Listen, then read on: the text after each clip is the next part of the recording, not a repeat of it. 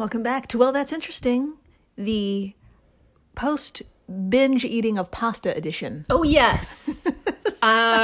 So much pasta. You know how, I don't know, whenever I get a to-go container, it has enough food for like 3 meals. Yep. We both just ate our full to-go containers in, I think, less than 4 minutes. Yeah, it was brutal. It was horrifying for anyone else to view, I'm sure. Yeah. But I thoroughly enjoyed it. Yeah. I feel like when you see a crime scene in a hopefully in a movie, not in real life. If you do, I really want to know about your job or etc. But I feel like there were just like blood splatters everywhere, except instead of blood, it was marinara. A wonderful marinara. The best marinara. Yeah. And the chunks of flesh were just garlic. Yeah, garlic and some basil. Yeah.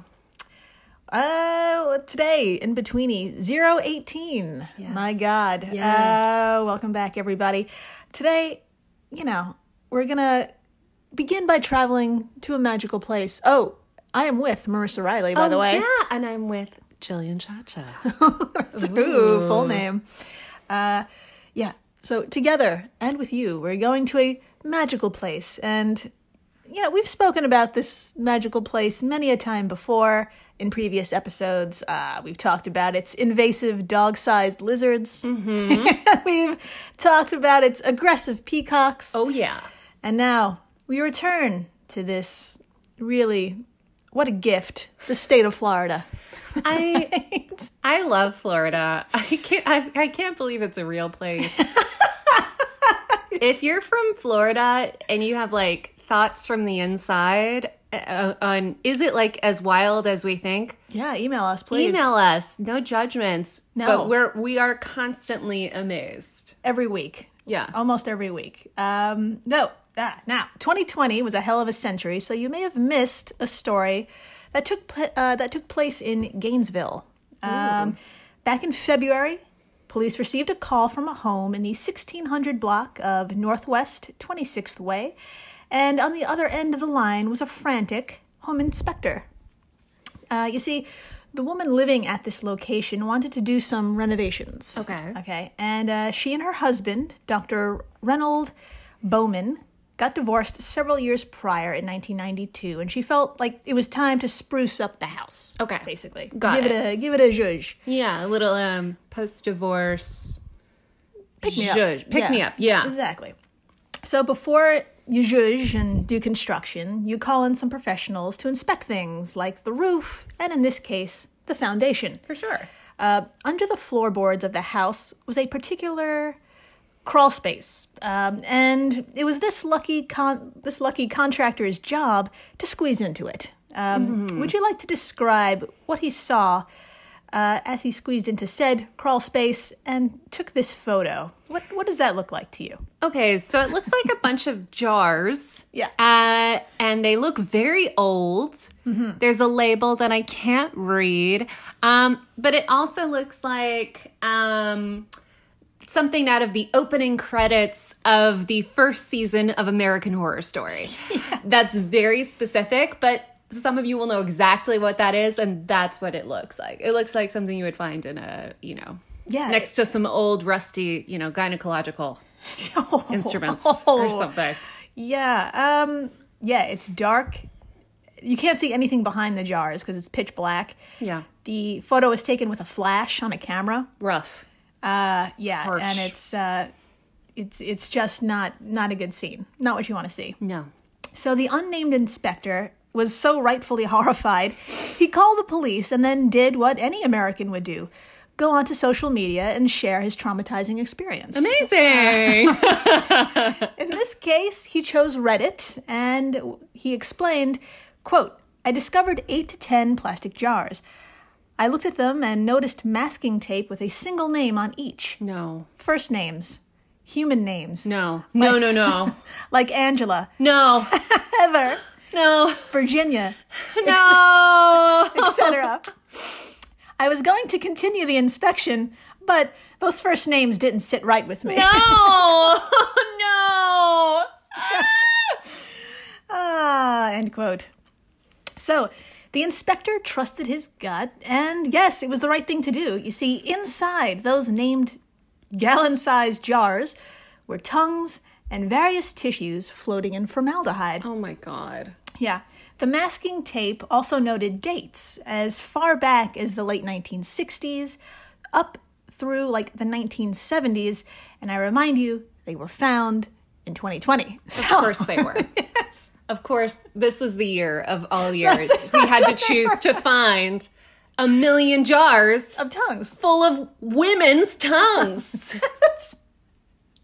God. Needless to say, the cops had a lot of questions for the homeowner, where she revealed she used to be married to Dr. Bowman, an oral pathologist and professor at the University of Florida's College of Dentistry. Great.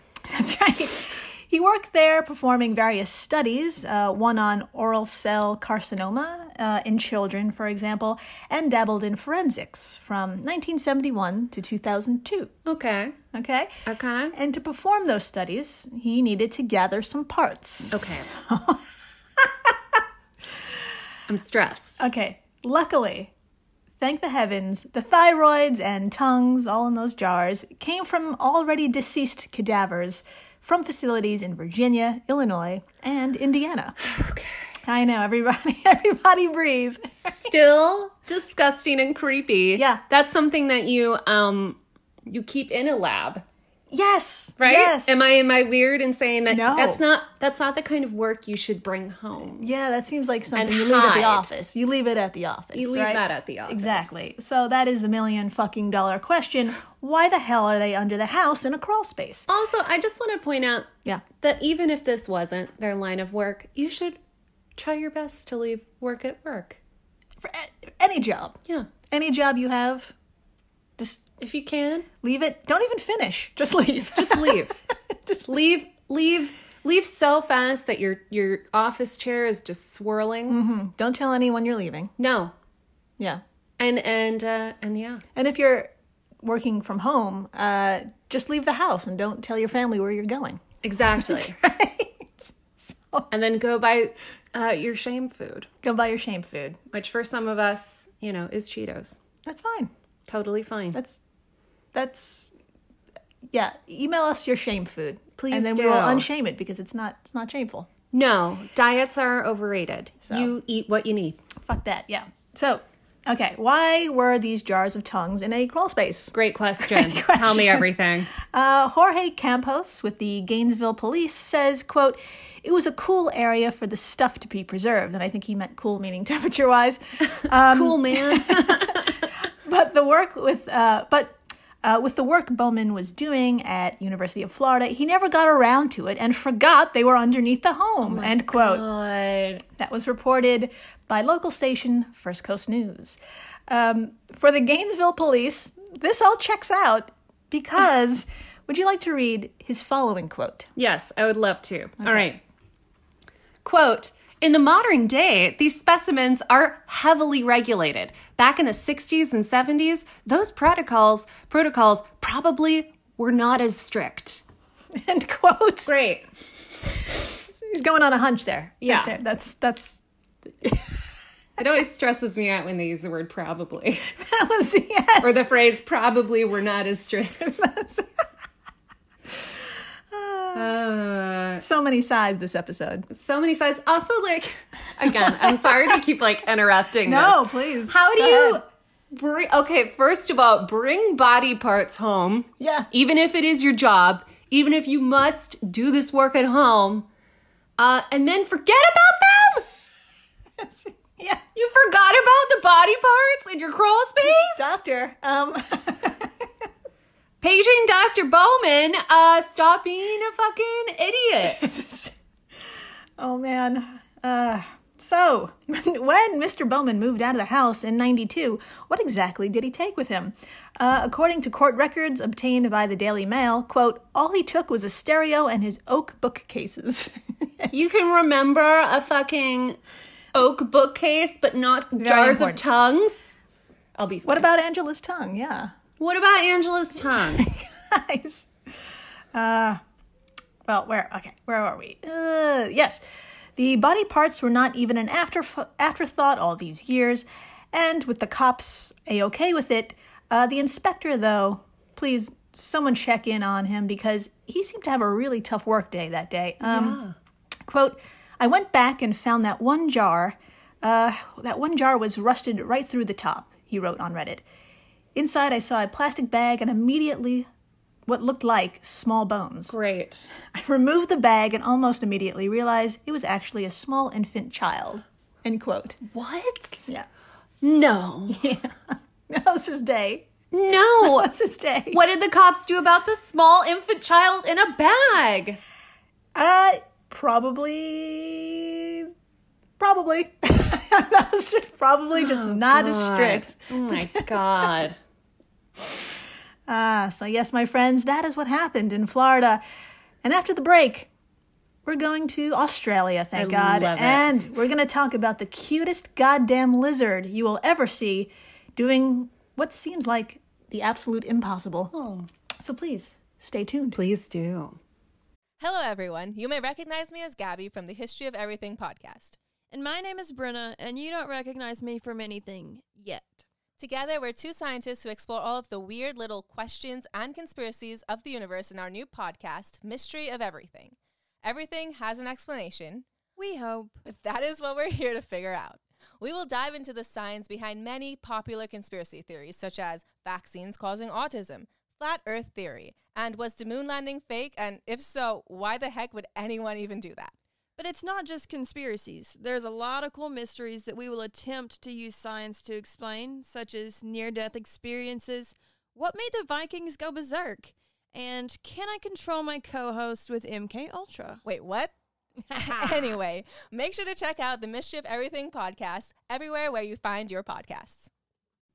Hello everyone, Stakuyi here. And I'm Gabby. And we are the hosts of History of Everything, a podcast which you can probably guess by the name is, well, it's about everything. Do you want to know why people thought potatoes were evil and would give you syphilis? Are you curious about all the stories of the terrible and stupid ways that people have kicked the bucket over the years? Do you want to hear tales about all of the different badasses of history and the lives that they had brought to life?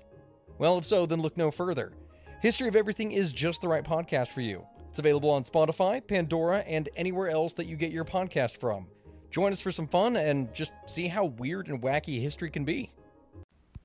Hey everyone, Jill Chacha here from Well, That's Interesting, and I am absolutely thrilled to tell you about Spotify for podcasters.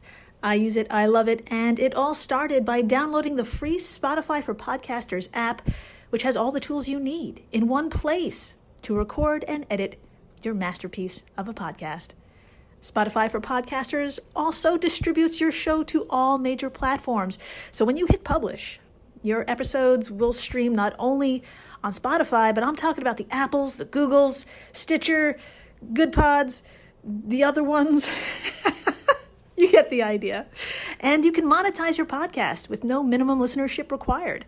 You could also set up monthly subscriptions and record ads just like this one. So what are you waiting for? Download Spotify for Podcasters today and start changing the world. Oh, and please, stay interesting. And we're back. We're so back. We're so back. How's everyone doing? Thanks for asking. I am still worried about the bones and the tongues, but that's my problem to deal with now. Yes. So, yes, that is my gift to you. thank you. Thank And you. everyone. Should be the police's problem, but Nah, checks out. now it's just mine. It just probably checks out. Yeah. As our palate cleanser, we're going to look at the cutest goddamn animal. It will be your favorite animal. It will be your spirit animal after this. I love it. Marissa, I'm going to show you a photo of a very little lizard, and it's a close-up of something called a three-toed skink, and it's native to Australia's east coast. Oh. All right, so this is a close-up. Okay. Oh, man. Yeah, isn't it the cutest thing? Oh, wow. Oh, my God. Yep. It's... I know. Let it flow over you. I'm just gonna... Okay, so my description will not even come close to explaining how sweet this thing is. Yeah. Okay, so... just stay with me. Okay, so it does look like a snake. It looks like a snake with little tiny arms. Yes. Like little tiny baby arms. Baby arms. Okay, and its face has the kindness of like a Labrador. Like Yes. or like a seal. It has like a baby seal face, baby arms, baby human arms, and then a snake body. And I know that sounds creepy, but it is charming as fuck. It is the most... It really is. It really is. And it's so small. It's very small. You can see those are... Somebody's holding it. That's like Yeah. the tip of your finger right there. Yeah, so they're very tiny. maybe the length of a finger. Yeah. Yeah. Exactly. Oh, God. Yeah. You know that, like, over, like, Instagram, there was, like, a fad about, like, drawing little arms on snakes for a minute, and or animating little arms on snakes. or animating. They also animated arms on ducks, but that's another discussion. Yeah, exactly. That's what this looks like. It looks like somebody just drew arms on a very tiny baby snake. It does. This doesn't even look real. No, it so doesn't. sweet, though. You're going to love it. Okay. This adorable brown-bodied, yellow-bellied lizard grows to about 7 inches in length. Oh, my God. Is mostly nocturnal, feeds on insects, and is very docile. It's super chill. Of course it is. Those 2 tiny appendages at the front of its body, and there's 2 at the back. And as the name suggests, they each have 3 little toes on each foot. Oh, my God. Oh, man. 3-toed skink. Not only does this creature have the distinction of making you angry because it's so cute, female skinks are the only known vertebrae to both lay eggs and give live birth in the same litter. Wild. Yeah. Like Amazing. they can give at the same time. How? That's just, Hi. Oh, so yeah, the imagine little like skink bodies. What's going on in there? imagine like your dog having puppies and then also laying eggs at the same time. It's so weird. It's just so strange. Scientists believe that this species, Cephos equalis, may be in the midst of evolving. Quoting Vice.com, quote, while it's possible that the skink is transitioning between oviparity, the ability to lay eggs, and viviparity, the ability to give birth, the ultimate evolutionary trajectory of the animal remains unpredictable. Oh. We don't know which direction evolution is taking, said corresponding author Camilla Whittington, an evolutionary biologist at the University of Sydney. In some environments, egg-laying might be more advantageous than live-bearing. In that situation, we would predict that egg-laying would persist, end quote. So, 2020 is happening. The world is on fire. Yeah. And now it's continuing into 2021. All hope is lost. While all that is happening, this sweet little skink is evolving and transitioning Yeah. into whatever Whatever it it wants. needs, whatever it wants to help its babies. Oh, God. This is very sweet. So adorable. It really comes down to location for these skinks. Lizards living in the Sydney metropolitan area lay eggs mostly, while their counterparts in the highlands of New South Wales give birth to live young in a cooler, wetter climate. Yeah. So what's also interesting is that the embryo inside the egg is already very well developed, so the lizards hatch just days after being laid. So it's possible these species are leaning towards a full-time live birth situation. Nice. But there is a but here. With climate change, devastating forest fires and fire seasons, unpredictable weather, skink mamas may not be giving up either option anytime soon. Smart. Right. Would you like to read further from Vice.com? I would love to. All right, quote, to complicate the situation, when environments change, the adaptive advantages of egg laying versus live bearing may also change, which might push populations towards egg laying or live bearing. Camilla Whittington said, we predict that reversals from live bearing back to egg laying might even be possible. Very interesting, Camilla. There you go. Very interesting. So that would explain the litter that had both eggs and live young. That particular skink was like, you know what, I'm doing 50-50. I don't want to put all my eggs in a basket. There you go. Like literally. Literally. You know? So this species may just end up being maybe not just the cutest fucking lizard ever, Yeah. but the only vertebrate animal, I should say, to lay eggs, pop out kids, and mix it up at the same time. Maybe that's just what they want to do, and I think that's super cool. I think that's amazing. Yeah. And that is the end of In-Betweeni 018. I love this In-Betweenie. It's pretty great. It's pretty great. Lots of good stuff. good stuff. Tongues, Happy endings. baby arms. That's right. We've got it all, you guys. We've got it all. We hope you're doing well. And yeah, email us your interesting things if you live in Florida or just about anywhere. Yeah. Tell us about your hometown. What'd you find in the crawl space? Yeah. What did you find in your crawl space? Baby arms? Angela? Email us at wellthatsinterestingpod@gmail.com. And as always, stay interesting. Please do.